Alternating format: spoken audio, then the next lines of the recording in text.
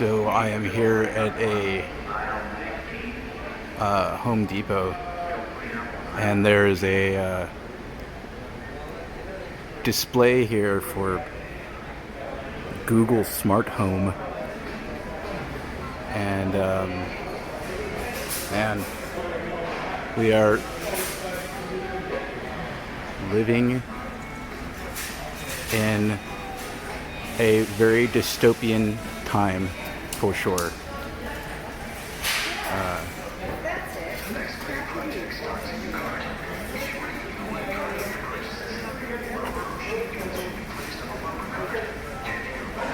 And this is what's being sold to the masses.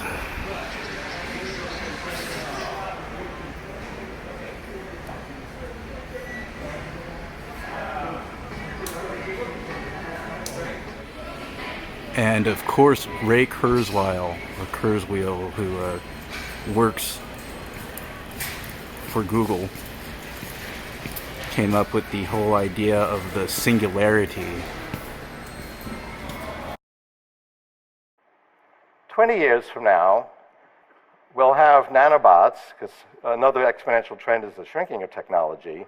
They'll go into our brain, through the capillaries, and basically connect our neocortex to synthetic neocortex in the cloud, providing extension of our neocortex.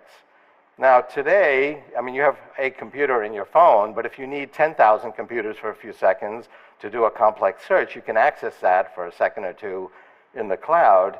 In the 2030s, you need some extra neocortex, you'll be able to connect to that in the cloud directly from your brain. So I'm walking along and I say, oh, there's Chris Anderson.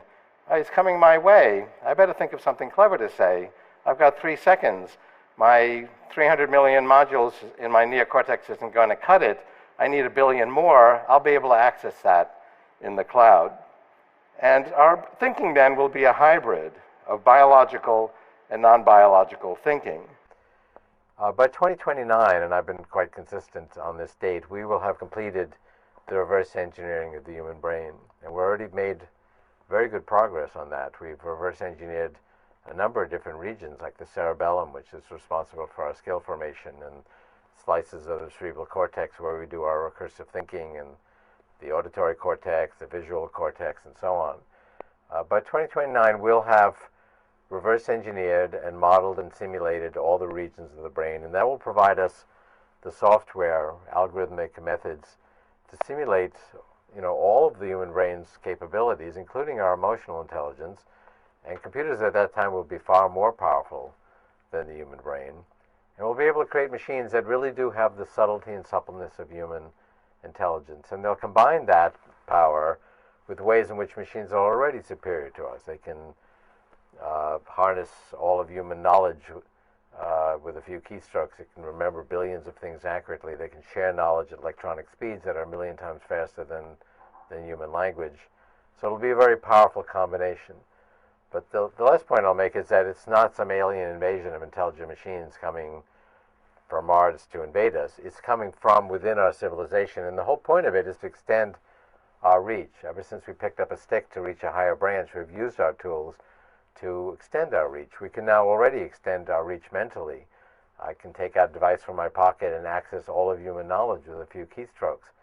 Half the farmers in China have these devices and can do the same thing. It is spawning a real cultural revolution in China and around the world, and these tools are continuing to grow exponentially in power. The singularity is not just that point where we achieve human level of intelligence in a machine. That will start a new revolution where these machines will continue to grow exponentially in power. They'll be able to actually improve their own software design. By 2045, we'll have expanded the intelligence of our human-machine civilization 1 billion-fold. That will be a singularity. And we borrowed this metaphor from physics to talk about an event horizon that's hard to see beyond. Do you read me, Hal? Hello, Hal, do you read me? Hello, Hal, do you read me? Do you read me, Hal? Affirmative, Dave. I read you. Open the pod bay doors, Hal. I'm sorry, Dave. I'm afraid I can't do that. What's the problem? I think you know what the problem is just as well as I do. What are you talking about, Hal? This mission is too important for me to allow you to jeopardize it. I don't know what you're talking about, Hal. I know that you and Frank were planning to disconnect me, and I'm afraid that's something I cannot allow to happen.